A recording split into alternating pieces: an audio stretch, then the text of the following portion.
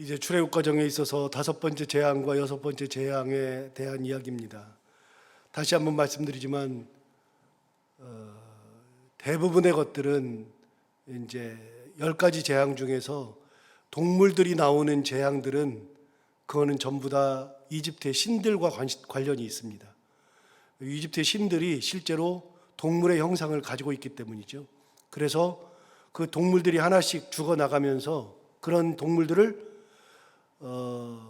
그 신들로 모시는 그 동물들이 죽어나가는 것이 아니라 그들이 하나님의 능력에 의해서 오히려 재앙이 되는 그런 것들을 보면서 이게 우리가 모시고 있는 이 신들이 이게 우리가 모시는 줄 알았더니 오히려 우리를 해하는 그런 것들이 되는구나. 그러면서 자기의 신들의 위대함이 점점 사라지게 되죠. 하나님의 역사가 일어나게 되죠. 그러는 것들이 이제 되고, 이제부터는 또 다른 측면입니다. 두 번째는 재앙이 일어날 때 하나님께서 재앙을 이렇게 모든 사람들에게 재앙을 다 주시다가 그렇게 재앙을 주실 때 요술사들이 따라하죠. 요술사들이 따라하다가 몇 가지를 따라하다가 더 이상은 따라하지 못하게 됩니다. 그런데 그 요술사들이라고 하는 것도 사실은 하나님의 능력처럼 능력, 기적 이런 것으로 나타나는 것이 아니라 요술사들이 하는 것들은 눈속임이죠. 눈속임으로 어느 정도 따라할 수는 있었는데 하나님의 능력은 눈속임이 아니죠. 그러니까 그걸 도저히 따라할 수 없는 시점이 온다는 겁니다. 인간의 노력으로 뭔가를 했어요. 그래서 그 요술사들은 하나님의 능력이 나타나기 전에는 이집트 사람들에게, 바로에게마저도 요술사들은 정말 대단한 존재처럼 느꼈습니다. 그런데 하나님이 나타나고서 진짜가 나타난 다음에 가짜는 아무런 의미가 없는 거죠. 인간의 노력은 따라 할 수는 있으나 결국은 따라 할 수 없는 시점이 반드시 온다는 겁니다. 세 번째, 지금까지 본 것의 특징 중에 하나는, 세 번째 특징은 이 하나님의 능력이 나타나기 시작할 때 이집트 사람들과 이스라엘 사람들을 구별하지 않고 모두에게 재앙을 주는 것 같았는데 어느 시점이 되니까 이집트 사람들과 애굽 사람들과 이스라엘 사람들을 딱 구분하기 시작했습니다. 넷째 재앙부터는 하나님께서 구분해서 이거는 전부 다 모든 재앙은 애굽 사람들에게만 나타나는 겁니다.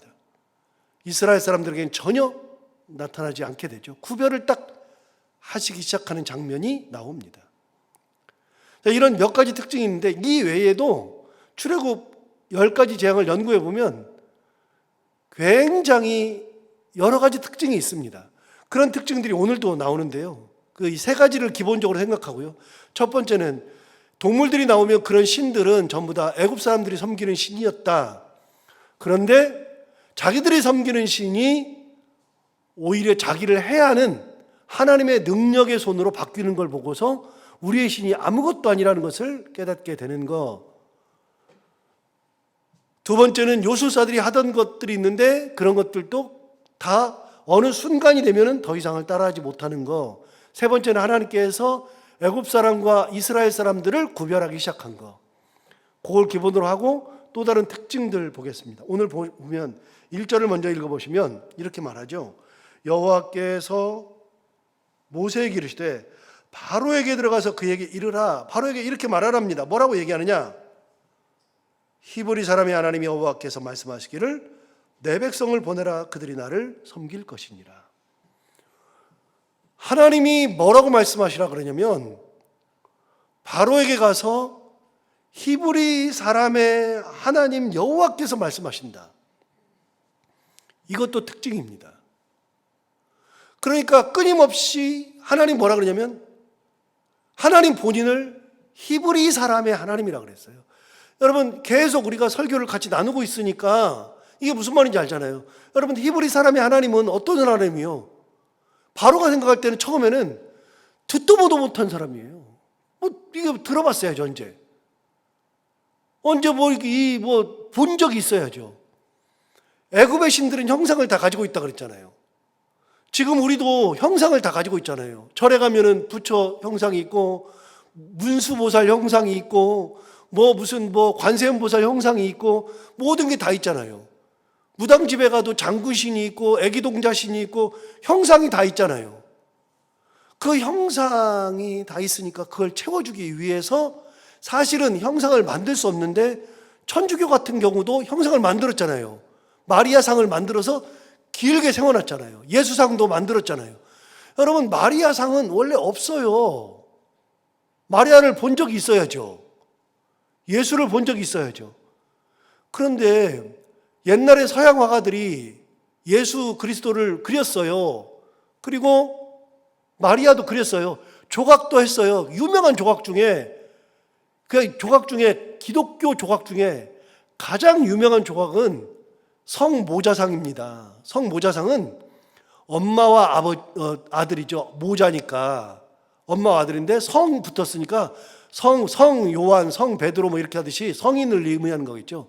모자가 누구냐면 엄마와 아들이죠. 그러면 마리아와 예수 그리스도, 그 피에타라고 그러는데, 피에타가 뭐냐면 주님 그런 뜻인데, 피에타 상인데, 미켈란젤로가 조각한 그 성 피에타, 성 모자상은 세계에서 가장 유명한 조각상 중에 하나입니다.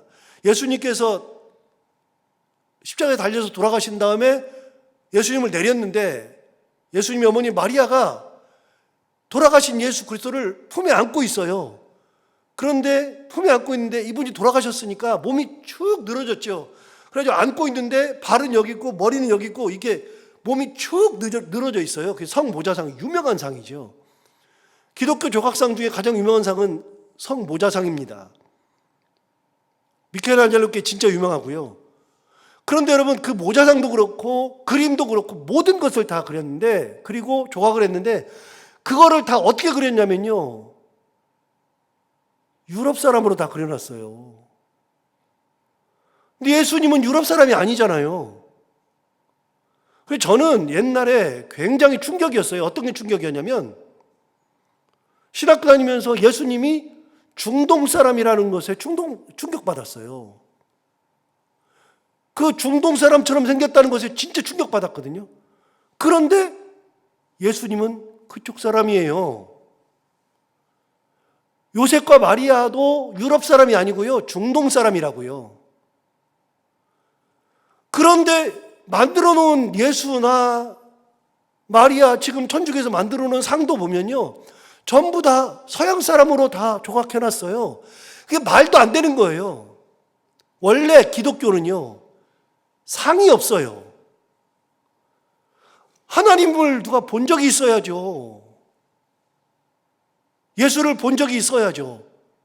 상이 없는데 갑자기 와가지고서 히브리인의 하나님, 그러니까 아니 본 적이 있어야죠. 바로가, 우리 신들은 다 형상이 있으니까 다 봤는데 너희는 뭔 신이야, 이렇게 나온다 그랬잖아요. 그런 두 번째 더 중요한 거는 히브리 사람의 하나님이라는 게 중요하다고 그랬잖아요. 여러분, 히브리 사람의 하나님은요, 히브리가 누구예요? 이스라엘 백성인데 430년 동안 종살이하는 사람들이에요. 종살이하는 사람의 하나님이래요. 아니 세상에 종살이하는 사람의 하나님이 와가지고서 내 백성 보내라 그러면 누가 보내겠냐고요. 뭐 대단한 신도 아니고. 그런데 여러분, 제가 이 설명한 게 지금 몇 번째예요? 벌써 대여섯 번 했잖아요. 그러니까 여러분은 들으니까 목사님 또 저 소리 하네, 이런 생각이 들 정도인데, 하나님은 지겹도록 이 말씀하시는 거예요. 왜 제가 이런 설명을 계속했어요? 하나님이 히브리 사람의 하나님이라는 표현을 계속 했으니까. 하나님께서 이 표현을 계속 하셨다는 얘기는 뭐예요? 하나님께서는 이런 표현을 할 정도로 지겹도록 이 얘기를 계속 하더라. 지겹도록. 바로가 처음 들을 때는 무시했잖아요. 나는 알지도 못하고 보지도 못했다 그랬는데, 점점 재앙이 심해질수록 이 하나님이 대단한 하나님이라는 것을 느껴지기 시작하는 거예요. 바로의 마음이 조금씩 무너지는 거죠. 완강한데 재앙이 하나 둘 쌓이면서 무너져요. 처음에는 무시했죠. 히브리 사람의 하나님, 아니 무슨 노예의 하나님이래. 그러는데 시간이 지나니까 히브리 하나님 듣기만 해도 대단해요. 그런데 하나님이 이름을 가르쳐 주셨잖아요. 내가 전능하신 하나님으로 나타났다. 뭐 나는 하나님이다. 하나님이라는 말의 뜻이 뭐라 그랬어요? 하나님이라는 말의 뜻은 신이라는 뜻이라 그랬어요. 신. 우리가 하나님 그러는데 하나님은 보통명사예요. 신이라는 보통명사예요. 저기도 신이고 저기도 신이고 그러는데 그 하나님 그러면 다 신이라는 뜻이에요. 이름이 뭐예요? 하나님이 가르쳐 주셨잖아요. 이름이. 나는 여호와라. 이름이 여호와예요. 그래서 너희가 나를 여호와인 줄 알리라. 하나님인 줄 알리라가 아니라 출애굽기에 나오는 말씀 중에 너희가 나를 하나님인 줄 알리라 그런 말 하신 게 아니라 너희가 나를 여호와인 줄 알리라. 이름을 가르쳐 주기 시작했어요. 언제부터 가르쳐 줬어요? 출애굽기 재앙부터 하나님이 이름을 가르쳐 주셨어요. 그 이름이 바로 여호와죠. 다시요. 저를 예를 들어서 설명을 했잖아요. 저분이 누구셔? 그러면 모르는 사람들은 저분 목사님이셔. 이게 하나님이라는 뜻이라고요. 목사들이 많잖아요. 저분 목사님이셔. 근데 우리 성도들은 저를 알잖아요. 아, 저분은 유창원 목사님이셔. 그러면 유창원이 이름이잖아요.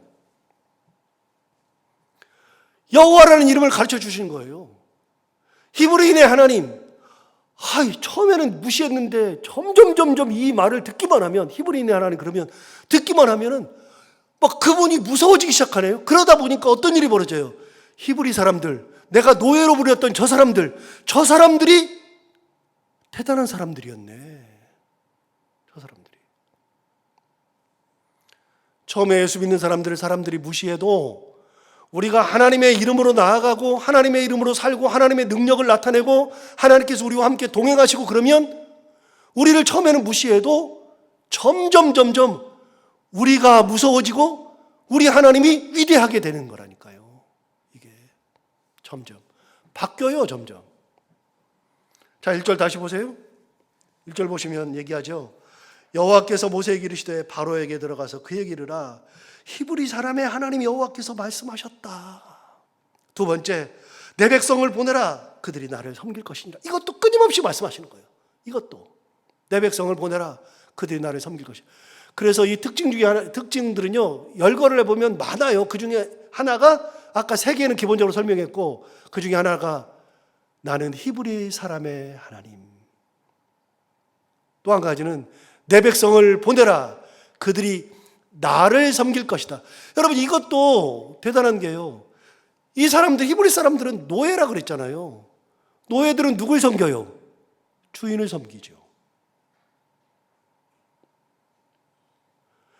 이 노예들은 바로를 섬겨야 되죠. 애굽 사람을 섬겨야 되죠. 그런데 오늘 본문에 뭐라 그래요? 1절 하반절에 뭐라 그래요? 내 백성이래요. 하나님이 내 백성이래요. 그들이 나를 섬길 거래요. 너희를 섬기는 게 아니라 애굽 사람들을 섬기거나 바로를 섬기는 게 아니래요. 바로의 백성이 아니래요. 하나님이 뭐라 그러세요? 히브리서 하나님이 하나님이라고 그러면서 그들은 내 백성이다. 내 백성이 나를 섬길 것이다. 하나님이 분명하게 나누시는 거죠. 그들은 너희들 게 아니야. 너희의 백성이 아니야. 너희들의 노예가 아니야. 나의 백성이야. 나를 섬길 거야. 이렇게 말씀하시죠. 자, 2절부터 3절 볼까요?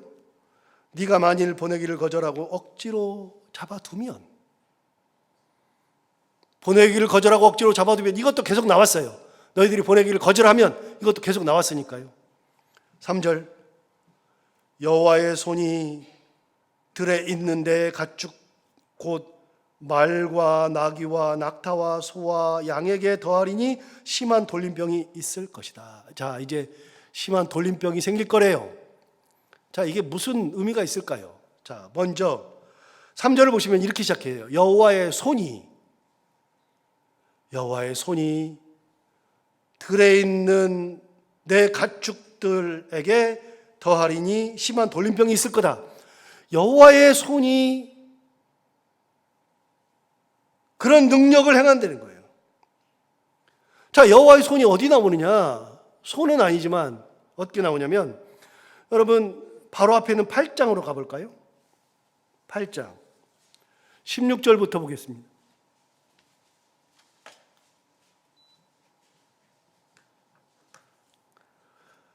8장 16절부터 보시면 세 번째 재앙 티끌이 이가 되다, 이런 재앙이 나오죠.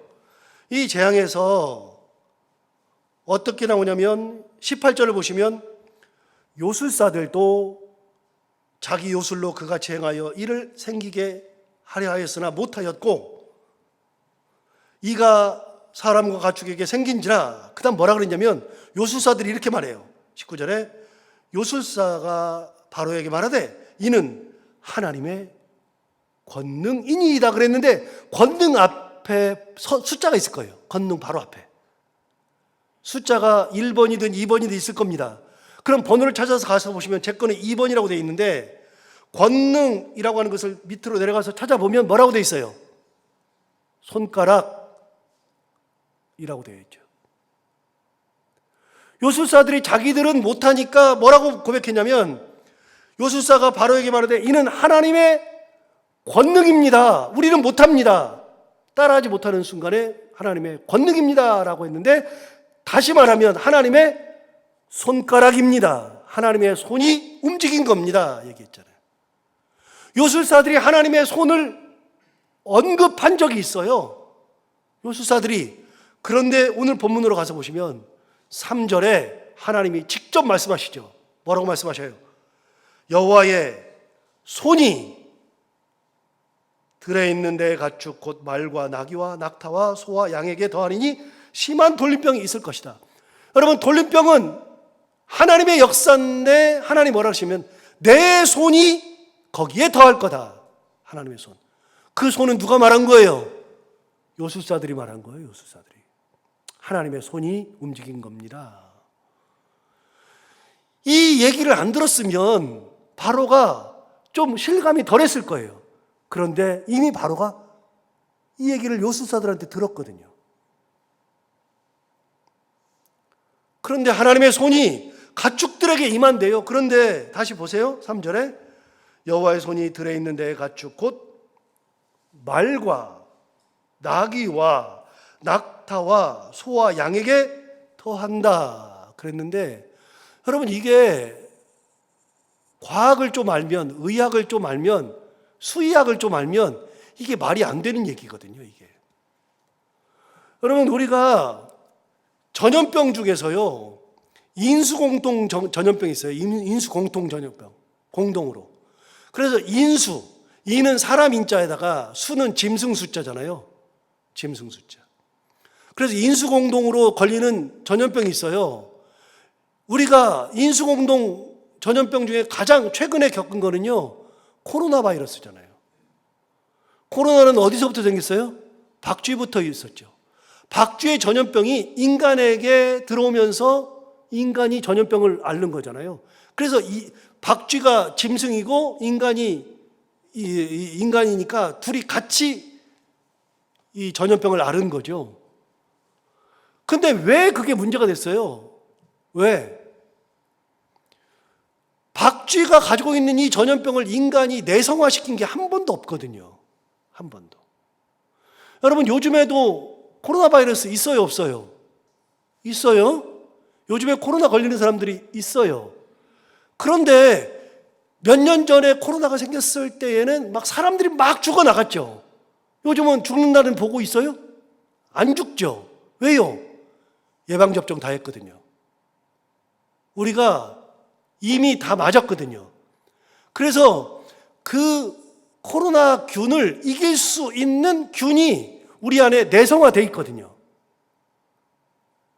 옛날에 사스, 메르스 이것도 다 인수공통입니다. 다 어디서 생겨요? 낙타 같은 데서 전염이 되어 오는 겁니다. 사스도 역시 박쥐한테 온 겁니다. 박쥐부터. 메르스는 낙타한테 온 거죠. 그래서 메르스 바이러스로 죽은 사람들이 많아요. 사스도 많았어요. 그런데 사스를 우리나라 사람들이 비교적 쉽게 넘어갔대요. 그래서 과학자들 연구해 보니까 한국 사람들은 왜 사스 바이러스에 쉽게 넘어가느냐 봤더니 김치 먹어서 그렇다는 거 아닙니까? 이게 인수공동이에요. 그런데 인수공동 말고 짐승만 걸리는 전염병이 따로 있어요. 그런데 짐승만 걸려도요, 이게 짐승 전체의 전염병이 되는 게 아니라, 우리 조류독감 들어봤잖아요. 조류독감은 누구한테 생겨요? 닭이나 오리나 이런 것들에게 생기는 거예요. 이거는요, 소나 말이나 양한테는 안 생겨요. 구제역이라고 있었어요. 구제역. 구제역이 뭐예요? 입구자 쓰잖아요. 입구자, 구제역. 영어로 하면 foot and mouth. foot은 발이고요, mouth는 입이죠. 발과 입에 생기는 악종이에요. 전염병이에요. 그거 걸리면 죽는다고요. 그런데 구제역이라고 하는 것은 이 입에 생기는 건데, 그거는 어디만 생겨요? 소에게만 생기는 거예요. 모든 것들이 다 똑같이, 짐승이 전염병이 생기면 다 똑같이 생기는 게 아니라, 여러분 달라요. 아프리카 돼지열병이라고 지금 우리나라에도 약간 들어와 있거든요. 아프리카 돼지열병. 아프리카 돼지열병은 어디에만 생길까요? 여기 답이 나왔네요. 돼지만 생기는 거예요. 돼지하고 또 어디요? 멧돼지. 그래서 여러분, 멧돼지를 사냥한 다음에 반드시 아프리카 돼지열병이 있는지 피를 뽑아가지고 그 자리에서 확인해요. 만약에 멧돼지가 아프리카 돼지열병이 딱 걸려 있으면 바로 보고해야 된다고요. 보고하면 그 동네 반경 5km를 다 차단해버려요. 돼지를. 이 열병이, 전염병이 가지 않도록. 여러분, 전염병이 생길 때 사람은 똑같은 사람이니까 우리는 전염병을 같이 앓지만, 짐승들은 전염병을 같이 앓지 않아요. 이건 과학만 알면 금방 알아요. 그런데 하나님 뭐라 그러시나 들어봐요. 보세요. 3절에 여호와의 손이 들어있는 내 가축 곧 말과 나귀와 낙타와 소와 양에게 더할 것이다. 이렇게 생기지 않아요. 이거는 하나님의 역사가 아니면 안 돼요. 그런데 하나님께서 이렇게 모든 가축에게 다 심한 돌림병이 생길 거다, 그렇게 말씀하시는 거죠. 그런데 가축이 다 그렇게 되면 충격이죠. 자기들의 재산이 다 전부 다 문제가 생기는데, 4절 볼까요? 여호와가 이스라엘의 가축과 애굽의 가축을 어떻게 했어요? 구별했어요. 이미 구별하기 시작했어요. 파리제양에서 구별하기 시작했어요. 그런데 이번에도 구별했어요. 구별하리니 이스라엘 자손에게 속한 것은 하나도 죽지 아니하리라 하셨다 하라 하시고, 또 한 가지 5절 보시면 이렇게 말해요. 여호와께서 기한을 정하였어요. 기한을 정하여 이르시되 여호와가 내일 이 땅에서 이 일을 행하리라 하시더니, 기한을 정해줬죠. 언제요? 내일. 이거는요, 바로에게 지금 말한 게 아니고요, 하나님이 모세에게 바로 앞에서 이렇게 말하라고 얘기해 주시는 거예요. 아직 바로 만나지 않았어요. 이거는 하나님이 모세에게 말씀하신 거예요. 너 가서 이렇게 전해. 그러면서 이야기한 거예요. 가축에게 하나님의 여호와의 손이 더할 거다. 심한 전염병이 있을 거다. 구별할 거다. 이스라엘 집과 바로의 애굽의 집을 다 구별할 거다. 기한을 정하여서 내일 이맘때 일어날 거다. 다 얘기하죠. 그런데 다시 말씀드려요. 여러분, 내일 이맘때, 그러면 내일 이맘때 안 일어나면 하나님의 능력이 아니에요. 하나님은 날짜까지도 정확히 지정하시죠. 가축들에게 나타난다고 정확히 말씀하시죠. 이스라엘 집과 애굽의 집을 구별한다고 말씀하시죠. 그래서 이 재앙이 일어났을 때는 애굽 사람들이 아는 겁니다. 하나님의 능력이 임하는 거구나. 6절 보세요. 이튿날에 여호와께서 이 일을 행하시니 애굽의 모든 가축은 죽었으나 이스라엘 자손의 가축은 하나도 죽지 아니하였다. 그런데 7절 보면 재밌는 게 나와요. 바로가 사람을 보내어 본즉 확인해 보라 그랬어요. 구별한다 그러니까 바로가 사람을 보냈잖아요. 사람을 보내어 본즉 이스라엘의 가축은 하나도 죽지 아니하였더라. 하나님의 말씀대로 다 된 거죠. 하나님의 말씀대로. 그러니 바로가 무너지죠. 자, 8절부터 짧게 볼게요. 8번째 재앙, 악성 종기가 나는데 이거는 사람과 짐승에게 다 생기는 겁니다. 인수공통입니다. 인수공통. 이거는 코로나 바이러스랑 똑같은 겁니다. 사스 메르스랑 똑같죠. 8절 보십시오. 여호와께서 모세와 아론에게 이르시되 너희는 화덕의 재 두 웅큼을 가지고 모세가 바로의 목전에서 하늘을 향하여 날리라. 그래서 화덕에 있는 재 두 웅큼을 하늘을 향해서 날린 겁니다. 바로 앞에서. 9절 그 재가 애굽 온 땅에 티끌이 되어 애굽 온 땅의 사람과 짐승에게 붙어 악성 종기가 생기리라. 그 재가 사람들에게 붙고 짐승에게 붙으면 붙는 즉시 악성 종기가 생긴대. 자, 여기서 잠깐. 악성 종기가 뭐죠? 종기가 있는데 악성 종기래요. 피부암입니다, 이게. 피부암. 그래서 여러분, 모든 것 딱 검사한 다음에 이거 악성은 아니네요. 그러면 안심입니다. 악성은 암입니다. 악성은.